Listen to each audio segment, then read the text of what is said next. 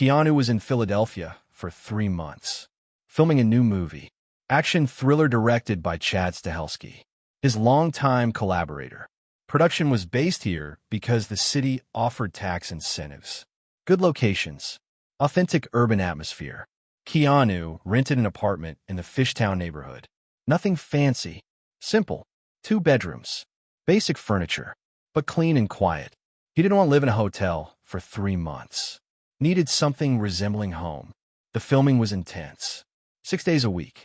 Long hours. Physically demanding. Lots of stunt work. Hand-to-hand combat. Gun scenes. Car chases. He loved this work, but it wore on the body. At 58, training wasn't just desirable. It was necessary. Maintaining strength. Flexibility. Endurance. Preventing injuries. Usually he had a personal trainer on set, but this film was working with a limited budget. No extra amenities. The stunt team helped with fight choreography, but general physical conditioning was on him. He decided to find a local gym. Something simple. Not fancy. Just a place with weights, treadmills, basic equipment. He searched online. Found a place called Powerlift Fitness, a chain with several locations around Philadelphia and the suburbs. The advertising promised affordable fitness for all. $50 a month. No contract. 24/7 access. Seemed perfect. The closest location was in a strip mall, between a sandwich shop and a cell phone store. He could see the neon sign from the street. Powerlift Fitness, open 24/7. Through the windows, he could see people working out. Regular mix. Young. Old. Various fitness levels. Look friendly. Accessible. It was Tuesday evening, 6:30. Keanu had just finished on set. Exhausting day of fight choreography. His body ached, but in a good way. That tight soreness that meant muscles had been worked. He wanted to do a light workout. Stretching. Maybe 20 minutes on the treadmill. Keep the body moving. He was dressed in what he'd worn all day. Dark gray hoodie. Black sweatpants. Sneakers. Baseball cap pulled low. He'd grown a beard for the role. Thicker than usual. Slightly unkempt. He looked tired, which he was. Drove to the nearest powerlift location. Parked in a small lot. Grabbed his water bottle from the passenger seat. Walked to the entrance. He entered. Small lobby. Registration desk. Behind the desk, a staff member. A guy maybe 25. Muscular. Tight t-shirt showing off his physique. Gel in his hair. Name on the badge. Trent Holloway, site manager. Trent was on his phone. Laughing loudly. Personal call. Not work-related. Keanu waited politely. Trent saw him, but didn't hurry. Continued his conversation for another minute. Finally hung up. Looked at Keanu. His expression changed. From casual to something colder. Assessing. Help you. Trent's voice was sharp. Not friendly. Yeah, I like to join. Month-to-month membership. Membership's $50. Plus 25 registration fee. 75 total.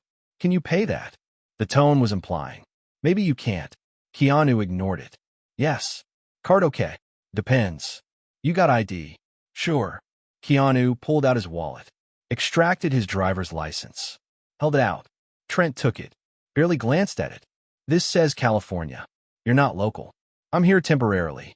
For work. 3 months. Uh-huh. And what do you do? I'm in the film industry. It was true. Vague truth. Trent smirked. Film industry. Right? Look, dude, we have policies.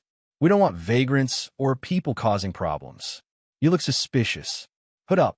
Beard. The whole vibe. We've had issues before. People coming in, using the showers like places to sleep. Stealing stuff from lockers. I'm not saying you'll do that, but I can't risk it. Keanu blinked. Processing. You're saying I can't join because of how I look? I'm saying we have the right to refuse service to anyone. And I'm refusing you. There are other gyms. Try one of them. I'm willing to pay. In full. Up front. I can pay for 3 months right now if that helps. Keanu pulled out his credit card. Placed it on the counter. Trent didn't even look at it. It's not about money. It's about fit. You don't fit here. He didn't look sorry. He looked annoyed. Like Keanu was wasting his time. Keanu stood there a moment. Tried to decide how to respond. Could reveal who he was. Actor. Celebrity. Someone Trent would probably recognize. But that felt wrong. Using fame to demand treatment. Plus, he was here for anonymity, to train quietly, not create a scene.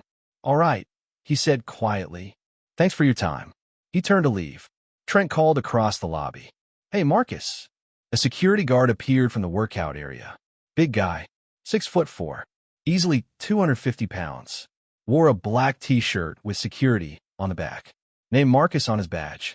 This guy's leaving. Make sure he actually leaves. Doesn't hang around. Marcus looked at Keanu, then at Trent. He causing trouble? Just make sure he goes. Marcus nodded. Approached Keanu. Come on, buddy. Time to go. His tone wasn't hostile, just firm. Doing his job. Keanu didn't argue. Walked to the door. Marcus followed. Outside, the cool evening air hit. October in Philadelphia. Marcus stopped at the door. Watched Keanu walk to his car. Keanu felt the stare. Felt the humiliation. Not for himself, but for everyone else. How many people had gone through this? Denied based on how they looked? Judged before they said a word? How many had been turned away from places because someone decided they didn't fit? He sat in his car. Didn't start the engine right away. Just sat. Thought. This wasn't the first time he'd been judged by appearance. Probably wouldn't be the last. But something about this stuck. That casual cruelty. That assumption of intent based on zero actual information. Trent didn't know him.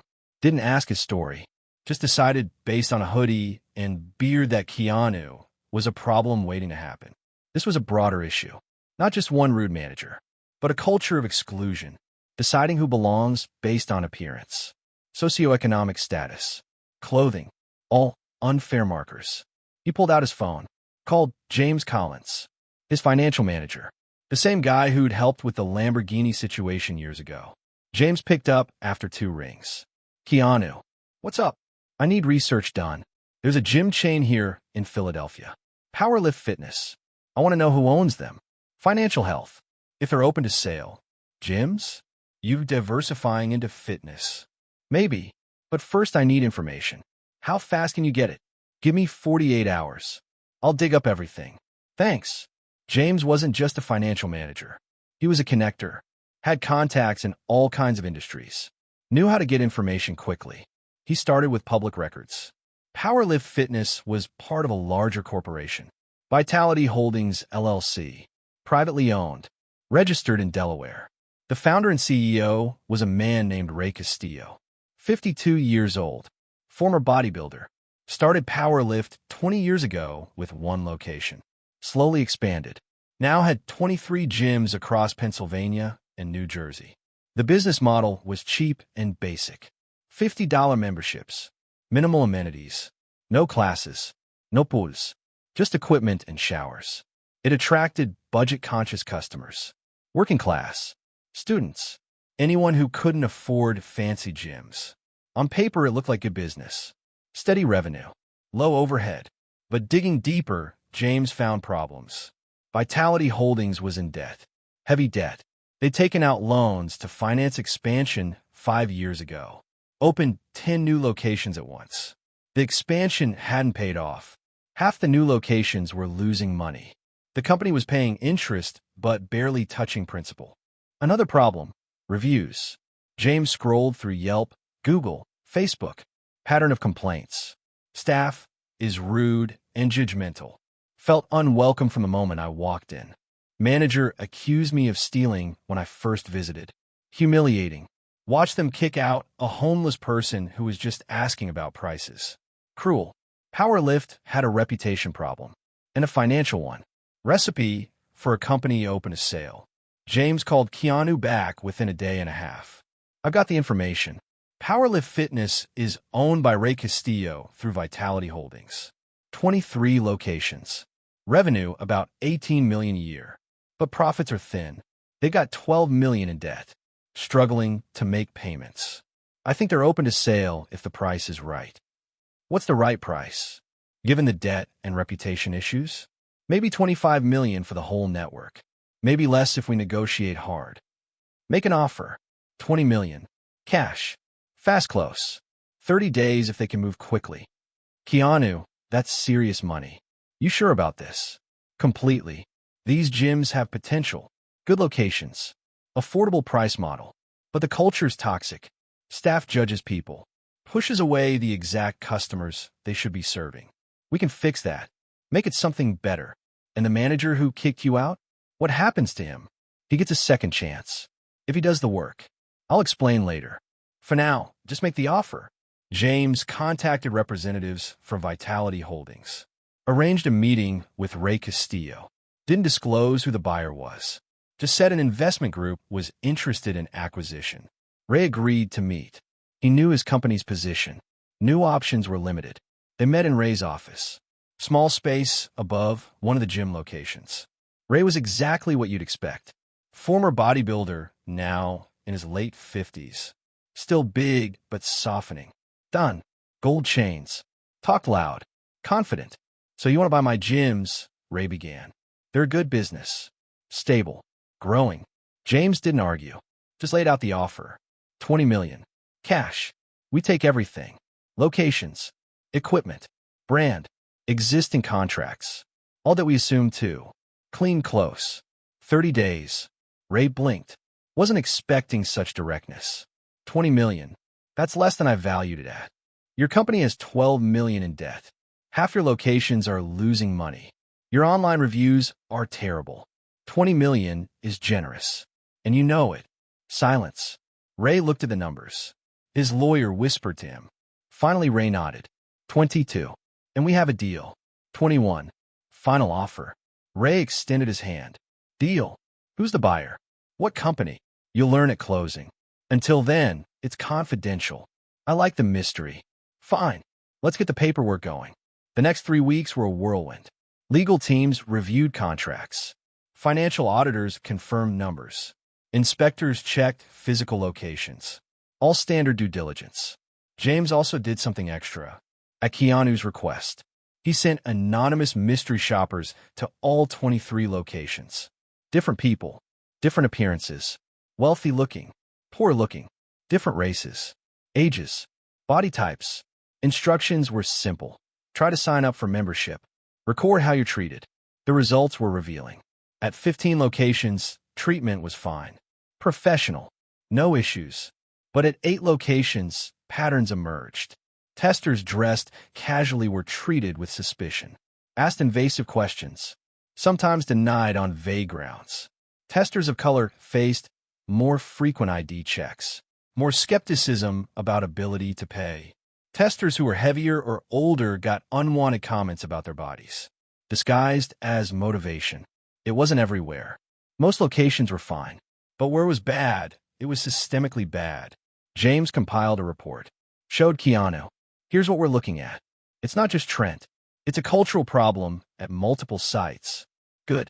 That's what we'll fix. You have a list of who these problematic managers are. Yes. 8 names. They all get retraining. Mandatory.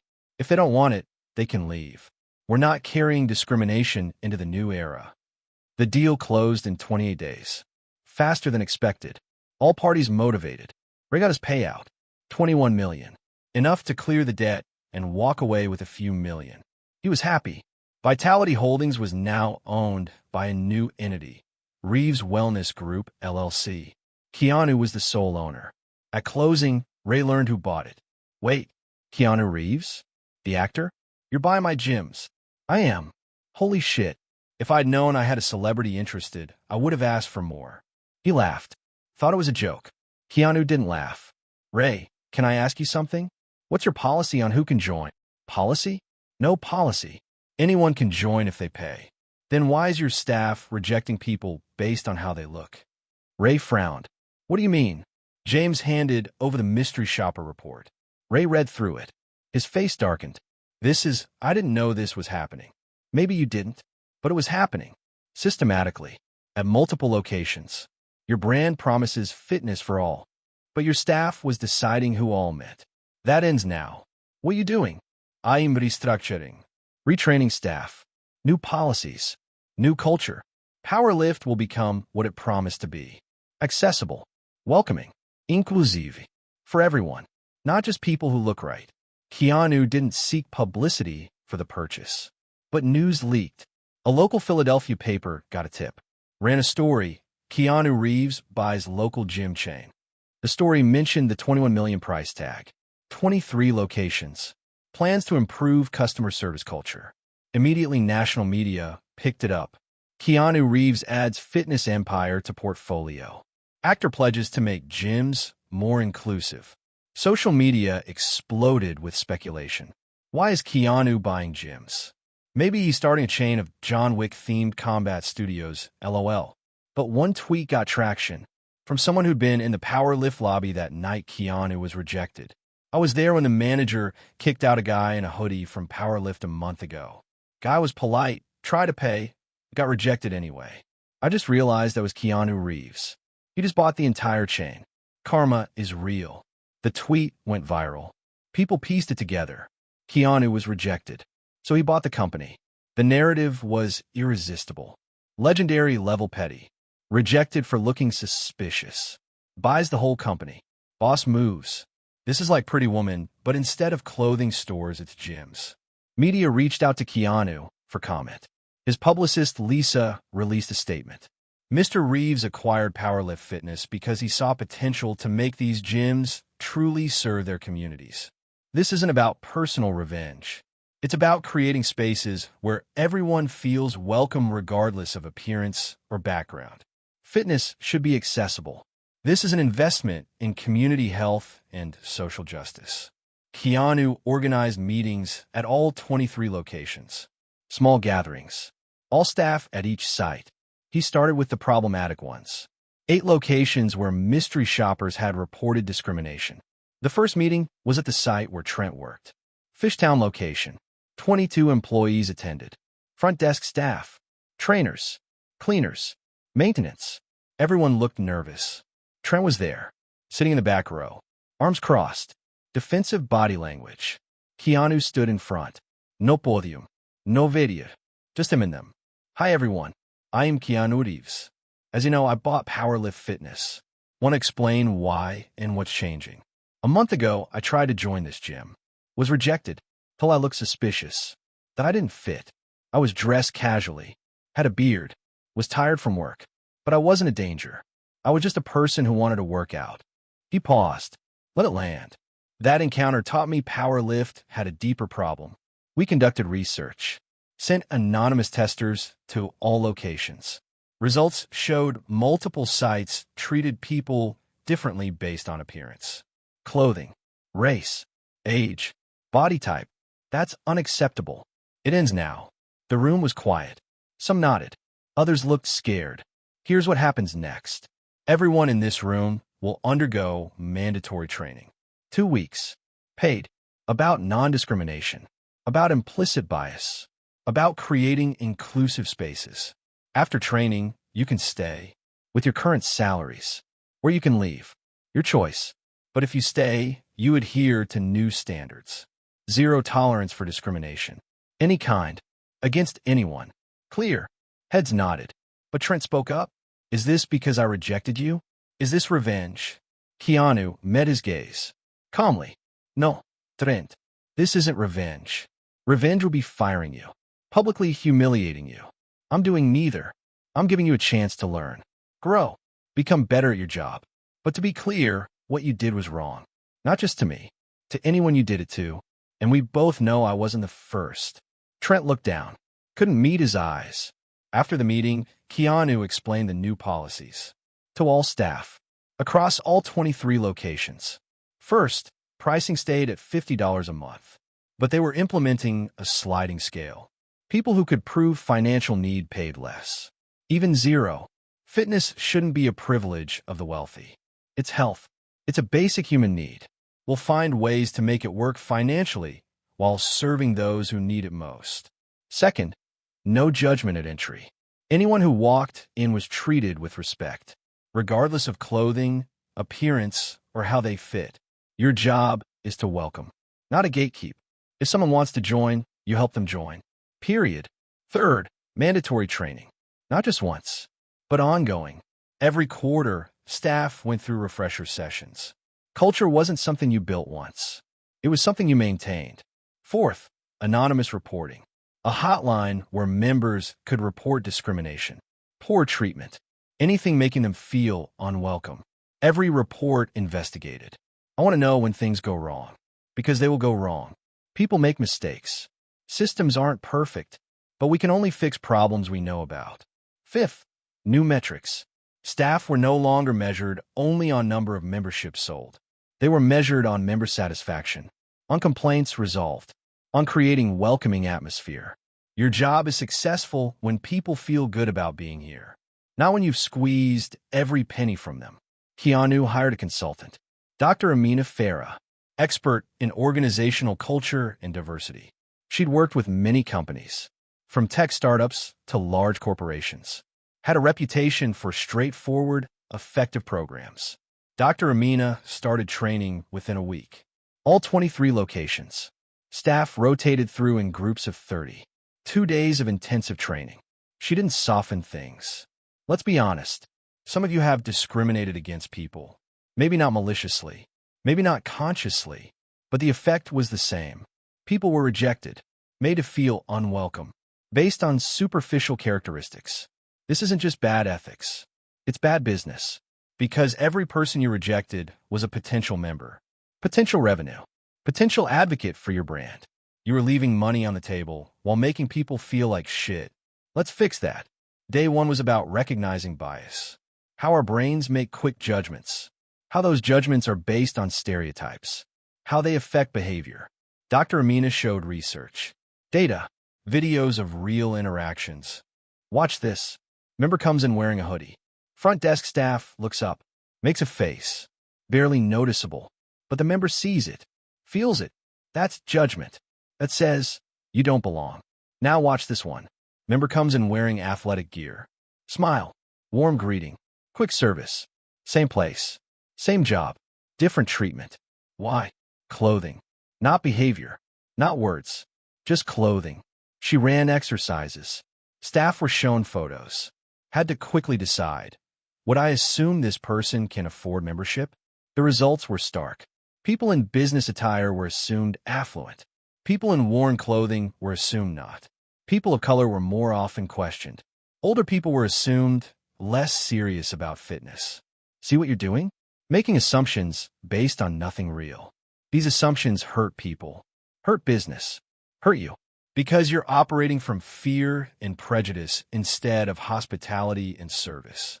Day 2 was practical, role-playing scenarios. A member comes in looking disheveled. How do you greet them? A member's ID doesn't match the name on the reservation. How do you verify without being accusatory? A member questions a charge. How do you handle it with respect? They practiced, over and over. Dr. Amina corrected. You just look them up and down before speaking. Why? What were you assessing? Stop. Everyone gets the same greeting. Everyone. Trent attended training. Reluctantly. Sat with arms crossed most of the time. Dr. Amina noticed. During a break, she approached him. Trent, right? Can I talk to you a minute? They stepped aside. I see you're not engaged. What's going on? This is bullshit. I was doing my job. Protecting the gym. Now I'm the villain because one guy got offended. One guy? Trent, we sent 12 testers to your site. You rejected 4 of them. All 4 dress casually. All 4 different races from you. See a pattern? I'm not racist. I'm just cautious. Cautious based on what? On actual behavior or on assumptions about how people look? Because the videos show the latter. Trent was silent. Dr. Amina continued. Look, I'm not here to make you feel bad. I'm here to help you become better. But that requires honesty. With yourself. About your biases. About your assumptions. About the harm you've caused. Are you ready to be honest? Long pause. Then Trent nodded. I think so. I don't want to be that guy. The guy in the video. It's ugly to watch. Then let's work. But you have to engage. Crossed arms won't teach you anything. Part of the training included members coming in to share experiences. Dr. Amina invited volunteers. People who'd attended powerlift in the past. Had negative encounters. One was a man named Demetrius. 38 years old. Black. Worked construction. I joined powerlift 3 years ago. Needed a place to train. Keep my body strong for work. From day 1 I felt watched. Staff always checked my badge. Even after months of attendance. White guys just walked past. Nobody stopped them. One day I forgot my badge. Honest mistake. Staff made me wait 30 minutes while they verified my membership. Called my manager. Checked my ID. treated me like a thief. I canceled the next day. Wasn't worth the humiliation. Another was a woman named Sandra. 51. Overweight. I've struggled with weight my whole life. Finally decided to do something about it. Joined Powerlift because it was affordable. First week was fine. Then a trainer came up to me. Said he noticed I was struggling. Offered personal training. I said no thank you, couldn't afford it. He said, well, you need to do something. You're not going to get results going at your own pace. Then looked at my body, obviously judging. I never came back. Spent $50 for 1 week of humiliation. A third was a young man named Carlos. 22. Latino. I'm a student. Don't have much money. Dress in what I have. Usually old clothes. Maybe a ripped hoodie. Nothing fancy. Every time I came in, I felt staff watching me. Like they assumed I was trouble. Once someone reported something missing from a locker. Manager came right to me. Asked where I'd been. Wanted to search my bag. I was the only brown guy there at the time. Coincidence? I don't think so. Staff listened. Some looked uncomfortable. Others defensive. Trent stared at the floor. Dr. Amina let the story sit. Then said, these are real people. Real harm. Caused not by evil people, but by people operating on autopilot. Making assumptions. Following biases they didn't even realize they had. Your job is better. Keanu attended several training sessions. Not as a leader, just as an observer. He wanted to see the process. Feel the atmosphere. During one session, at break, Trent approached him. Mr. Reeves, can I talk to you? Sure. Call me Keanu. They walked to a quiet corner. Trent looked nervous. I need to apologize. For that night. What I did was wrong. I judged you. Assumed the worst. Treated you like shit. I was wrong. Keanu nodded. I appreciate the apology. But Trent, I'm not the one you most need to apologize to. Who then? Demetrius. Sandra. Carlos. Every other person you treated that way. People who didn't have resources to respond. Who just left feeling small. I could buy this company. Most people can't. Apologize to them. How? I don't even know who they all are. Start by becoming better. Treat the next person right. Then the next. Gradually you make amends. Not through words. Through actions. Trent nodded slowly. You're giving me a second chance. Why? Because I believe people can change. But change requires work. Requires honesty.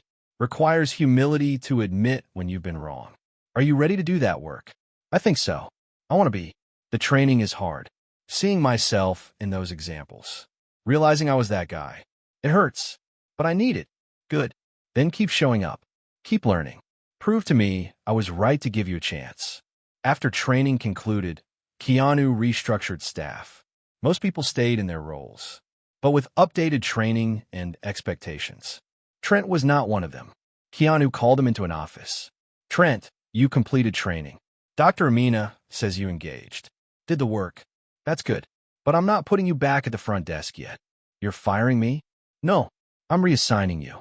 2 months, you'll work maintenance. Cleaning equipment. Mopping floors. Servicing lockers. Half your previous salary. This isn't punishment. It's perspective. I want you to see the gym from the ground. See who uses it. How they struggle. What they need. Understand the people you serve as people, not potential problems. Maintenance. You're serious. Completely. After 2 months, if your supervisor says you did good work, you can return to front desk. With full salary plus a raise. But you have to earn it. You in or out? Trent hesitated, then nodded. I'm in. I'll do it. One of Keanu's new initiatives was a free membership program. People who could prove financial need got memberships at no cost. No questions. No humiliation. Just a simple application process. Show proof of income. If you're below a certain threshold, you're in. The program was announced across all Powerlift locations. Posters. Social media. Partnerships with local nonprofits. People who knew the communities that needed it most. Response was huge. In the first week, 285 people applied. Most were approved. People who'd never been able to afford gym membership suddenly had access. Single mothers. Elderly on fixed incomes. Youth from low-income neighborhoods. Homeless people trying to rebuild stability. For them, the gym was more than just exercise. It was showers. Lockers. A clean, safe place to be for a few hours a day. One of the first recipients was a man named Jerome, 45 years old, recently homeless after losing his job. I was scared to even apply. Thought they'd say no, or make me jump through hoops. But it was easy, respectful. Now I can shower every day, keep my clothes clean. It makes job hunting possible, because who's going to hire someone who smells bad? This gave me a chance. 6 months after the acquisition, Powerlift was unrecognizable. Physically, locations looked similar. Same equipment, same layouts, but the atmosphere was different. Staff was warmer. Members were more diverse. Young and old, rich and poor, all body types, all races, all abilities. A journalist visited for a story. Spent a day at one location. I watched a man in expensive athletic gear work out next to someone in old jeans and a torn t-shirt. Nobody blinked. No judgment. Just two people working on their fitness. Staff treated everyone the same. Smiles for everyone. Help offered to everyone. It was refreshing to see. Online reviews changed too. Used to avoid this gym because staff was rude. Came back after hearing about the changes. Night and day difference. Felt welcome from the moment I entered. As a fat person, I've always feared gyms. Too much judgment. But Powerlift is different now. Nobody stares. Nobody comments. Just supportive atmosphere. I'm actually sticking to my workout routine for the first time ever. Couldn't afford gym membership on my fast food worker salary. The free membership program changed that. Now I can work on my health without stress about how to pay for it. Trent spent 2 months in maintenance. It was humbling at first. He'd been a manager. Now he was pushing a mop, cleaning toilets, picking up trash. But gradually something changed. He started seeing members differently. When you're cleaning up after someone, you become invisible. People act naturally around you. He saw struggles. An older man trying to get on the treadmill, knees obviously hurting, but persisting. A young woman working out with tears in her eyes, clearly using exercise to process emotional pain. A man in worn clothing using the showers, then carefully cleaning up after himself, pride visible even in hardship. These weren't suspicious people. They were people, with stories, with struggles, with dignity. After 2 months, Trent's supervisor, a woman named Rosa, gave her evaluation. Trent changed, started arrogant, resentful, but he did the work. Good work. And I've seen him interact with members. He's polite, respectful, helpful. I think he's ready for another chance. Keanu met with Trent again. Rosa says you did well. What did you learn? That I was an arrogant asshole. Sorry for the language. But it's true. I thought my job was keeping the wrong people out. Never stopped to ask who I was to decide who's wrong. Now I know. My job is helping people. All people. Their struggles aren't my business unless they affect safety. Their clothing isn't my business. Their background isn't my business. Just serving them well. That's my job. You ready to go back to the front desk? Yes, but differently now. With what I learned. I won't be the guy in the video again. I promise. 2 years after the acquisition, Powerlift was thriving. Membership had grown by 30%, not through aggressive sales, but through word of mouth. People told friends, family, co-workers, about positive experiences, about feeling welcomed. Revenue was up too. Turns out, treating people well was profitable. Who knew?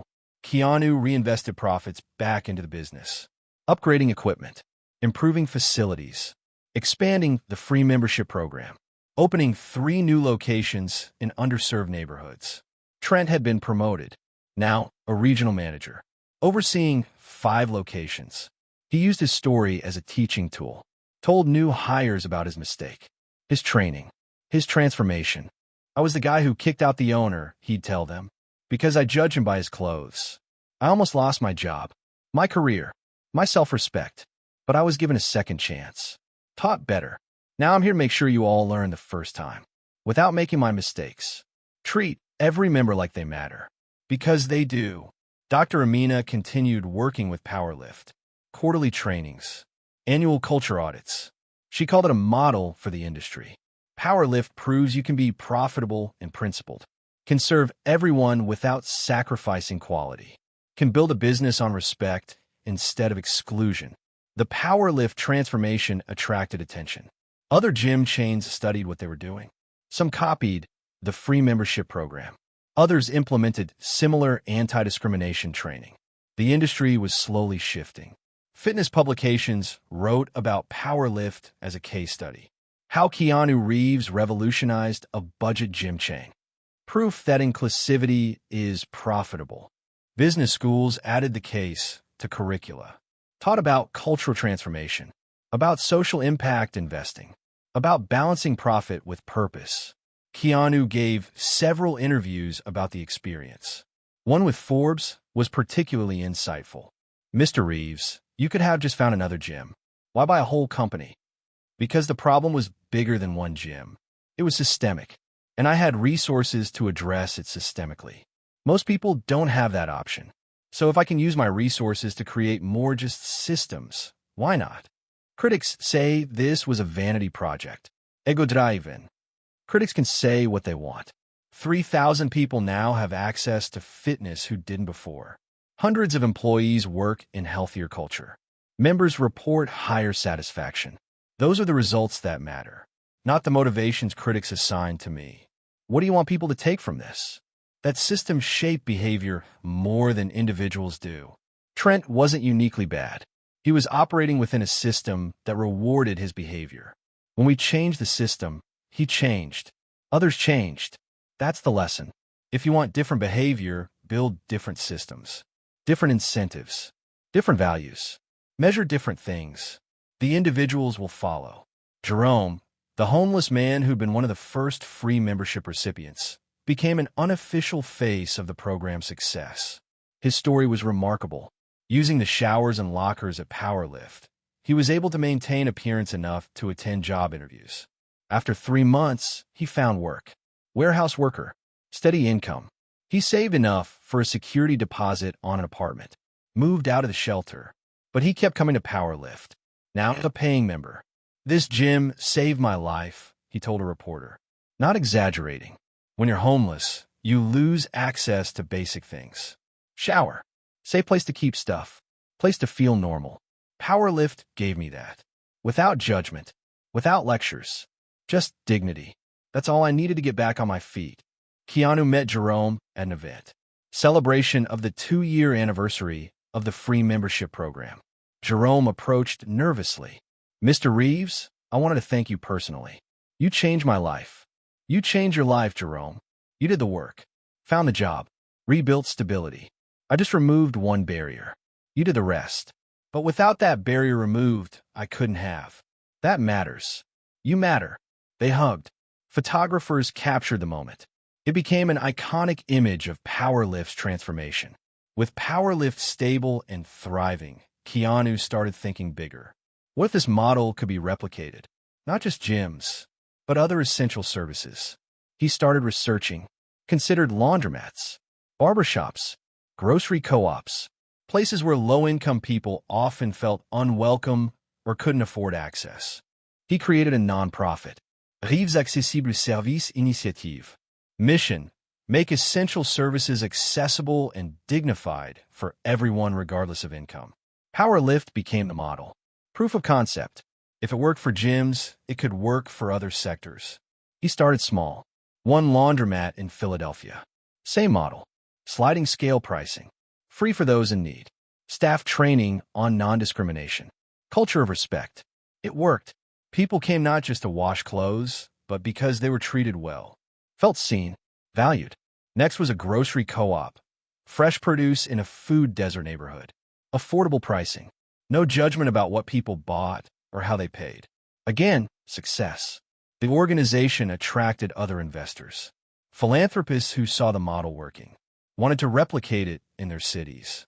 Within 5 years, Reeves Accessible Services Initiative operated 50 locations across 12 cities, serving thousands of people, creating hundreds of jobs, all built on the same foundation: dignity, accessibility, respect. 10 years after that day Keanu was rejected at Powerlift, he returned to the original location, Fishtown, Philadelphia, the place where it all started. He didn't announce the visit, just walked in, dressed casually as always. Hoodie, sweatpants, baseball cap. The face behind the desk was a young woman, maybe 21. Her badge read Emily, welcome specialist. Good evening, she said brightly. Welcome to Powerlift. I'm Mimidi. Are you a member or here to join? I was a member before. Just passing through. Wanted to see the place. Sure. Feel free to look around. If you have questions, I'm here. No judgment. No suspicion. Just genuine hospitality. Keanu walked through. Equipment upgraded, but layout familiar. Members of all types working out. Talking. Laughing. He noticed Trent, now regional manager, visiting for an inspection. Trent recognized Keanu. Approached. Keanu. Someone told me you were here. Welcome back. Thanks, Trent. Place looks good. That's because we're doing it right now. Thanks to you. Not thanks to me.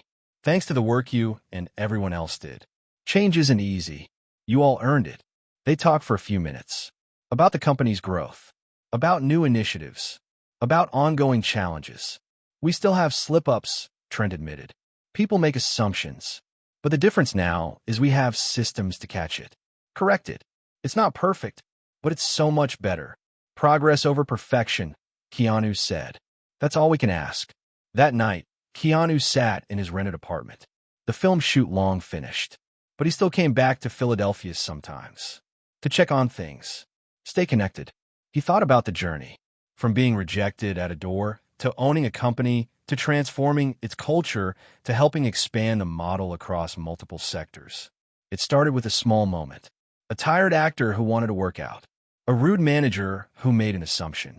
What could have been just an annoying evening instead became a decade of work. Change didn't happen because one person was a hero. It happened because systems were built, staff were trained, cultures were shifted, accountability was enforced. It was collective effort. Multiple people over multiple years making small choices to do the right thing. And it still wasn't finished. Never was finished. There was always more work to do, more barriers to remove, more dignity to build. But that evening, in that gym, seeing Emily greet everyone with genuine warmth, seeing Trent now championing what he once violated, seeing members of all backgrounds working out together without judgment, Keanu felt something rare. Not pride, not self-satisfaction, but quiet fulfillment. A sense that resources had been used well, that a problem had been addressed thoughtfully. That change, though imperfect, was real. His phone buzzed. Text from James. Another investor interested in the accessible services model.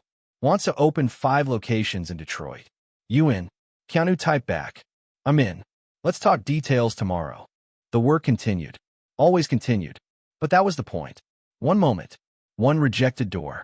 One choice to respond with building instead of bitterness. Everything grew from that. And that was the lesson. Not everyone had resources to buy a company. Most didn't. But everyone had choices. How to respond to injustice. How to treat others when given power. How to use whatever resources they had, large or small, to build instead of destroy. That was the core. Not money. Not fame. Not power. Just choice. Made again and again. Build something better. Make it more just. Treat people with dignity. Everyone. Without exceptions. That was how you changed the world. Not through grand gestures. Through consistent, patient, principled action. Building systems that noticed. Hiring people who cared. Creating culture where respect was the norm, not the exception. That was what remained. Long after media attention faded. Long after Keanu moved to other projects. The systems remained. The cultures remained. The people who were trained others. Members who felt dignity passed that dignity on. Ripples became waves. Waves became currents. Changing not everything, but something. Something important. Something lasting. Something worthwhile. Marcus, the security guard who'd escorted Keanu out that first night, was still with the company. He'd been promoted to head of security for the entire chain. When he'd learned who he'd walked out that night, he'd been mortified. Requested a meeting with Keanu. Mr. Reeves, I need to apologize. I was just following orders, but I should have questioned them. Should have seen that what was happening wasn't right. Keanu had shaken his head. Marcus, you were doing your job. You weren't rude. You weren't cruel. You were just following what your manager told you. That's not on you. That's on the system that gave him that authority. But I could have pushed back, and you might have lost your job. I don't blame people for protecting their livelihoods. I blame systems that force them to choose between their conscience and their paycheck. We've changed that system now. That's what matters. Marcus had taken that lesson to heart. Now, he trained all security staff personally. Your job isn't to be a bouncer. It's to keep everyone safe. The member who looks different. The member who's struggling. The member who doesn't fit someone's narrow idea of who belongs. They all deserve safety. They all deserve to be here. You work for them, not against them. Emily, the young woman at the front desk, had her own story. She'd been working at Powerlift for 6 months. Applied specifically because of the company's reputation. I worked at another gym before this, she told a coworker during a break. The manager there was horrible. Constantly made comments about members' bodies. Mocked people who struggled. Made me participate in it. I hated it. Hated myself for going along. Why did you? Needed the job. Needed the money. But it ate at me. When I heard about Powerlift's changes, about how they were doing things differently, I applied immediately. This is what work should be. Helping people. Making them feel good. Not tearing them down. She'd become one of the best employees. Members specifically mention her in reviews. Emily makes everyone feel welcome. She remembers your name after one visit. She celebrates your progress without being weird about it. Small things. But they added up. Created an atmosphere where people wanted to come back. One afternoon, a man walked in. Clearly homeless. Carrying all his possessions in a backpack. Smelled like he hadn't showered in days. The old Powerlift would have turned him away at the door. Emily smiled at him. Welcome to Powerlift. How can I help you today? The man looked surprised. Like he'd expected hostility. I heard you have a program. For people who can't pay. We do. It's called our Community Access Program. Would you like to apply? I don't have much. No permanent address. No recent pay stubs. I'm between situations right now. That's okay. We work with people in all kinds of circumstances. Let me get you an application.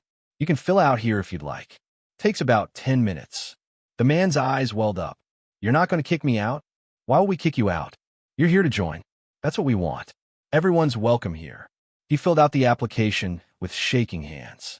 Emily processed it. Approved it on the spot. Gave him a membership card. Explained the facilities.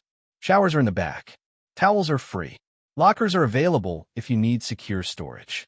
The gym is open 24/7. You can come whenever you need. I can really just come? Whenever. That's what membership means. You're part of our community now. We're glad you're here. After he left for the showers, Emily's coworker asked, "Do you ever worry about people taking advantage?" Taking advantage of what? A shower? A safe place to be? If that's taking advantage, let them. That's what we're here for. Besides, most people don't take advantage. They just need help. Need dignity. We can give that. Costs us almost nothing. Means everything to them. The culture shift wasn't just at staff level. Members noticed it too. Started policing each other in positive ways. One day, a member made a rude comment about someone's weight. Another member immediately spoke up. "Hey, that's not cool. We don't do that here. Everyone's on their own journey. Show some respect." The rude member looked embarrassed. Apologized. The culture had become self-reinforcing. People protected it because they valued it. Because they'd experienced the alternative and knew this was better. Dr. Amina continued her quarterly visits. But increasingly, she found less to correct. "You've built something sustainable," she told Keanu during one of their check-ins. "The culture isn't dependent on you anymore. It's embedded in the training, in the hiring, in the daily practices. That's when you know you've succeeded. When it runs without you." That was always the goal. I didn't want to create something dependent on my involvement. Wanted to create something that would outlast me. You have. I've worked with dozens of organizations. Most revert to old patterns once the initial push ends. Powerlift hasn't. The changes are holding. That's rare. What makes the difference? Accountability. You built it into every level. Mystery shoppers still visit quarterly. Anonymous reporting is taken seriously. Staff evaluations include culture metrics. You made it impossible to slide back without someone noticing. That's the key. Not hoping people will do right, but creating systems that make doing right the path of least resistance. Keanu nodded. Systems over individuals. Always. 5 years after the acquisition, Powerlift was studied by researchers at Wharton Business School. They did a longitudinal study, compared Powerlift's performance to similar gym chains. The findings were striking. Powerlift had higher member retention, lower staff turnover, better online reviews, and surprisingly, higher profitability per location. The researchers' conclusion, contrary to conventional wisdom, prioritizing inclusivity and accessibility does not hurt bottom line. In Powerlift's case, it enhanced it. Members stayed longer because they felt valued. Staff stayed longer because they felt proud of their work. The virtuous cycle of good culture created business success. The study was published in Harvard Business Review, became required reading in MBA programs. Powerlift became synonymous with doing well by doing good. Ray Castillo, the original owner, read the study. Called Keanu. They hadn't spoken since the sale. Keanu, it's Ray. I read the Harvard study about what you've done with Powerlift. How are you, Ray? Good. Retired. Playing golf. But I called because I wanted to say something. I was wrong about how I ran those gyms. I thought I was being practical, protecting the business. But I was just being scared. Scared of change. Scared of risk. Scared of doing things differently. You built a successful business, Ray. 23 locations. That's not nothing. But it could have been more. Should have been more. Not in size. In impact. You showed me that. I'm proud you bought it. Proud of what it's become. Wanted you to know. I appreciate that, Ray. Takes courage to say that. Yeah, well, I'm old now. Got perspective. Don't want it knowing I missed the point. The point isn't just making money. It's doing something that matters. You did that. With my gyms. Thank you. After the call, Keanu sat quietly. Ray's words touched him. Not because he needed validation, but because they represented something important. Acknowledgement. Growth. The possibility that even people who'd built problematic systems could recognize it and change. That evening, Keanu went for a run. Through the Philadelphia streets. Past the original Powerlift location. Through neighborhoods that now had access to fitness they hadn't before. He thought about all the individual moments that led here. A rejection at a door. A phone call to James. An acquisition. A culture overhaul. Training sessions. Policy changes. Individual conversations with Trent, with Jerome, with countless staff and members. Each moment small, but accumulating. Compounding. Creating something larger. This was how change happened. Not through revolution. Through evolution. Not through one dramatic gesture.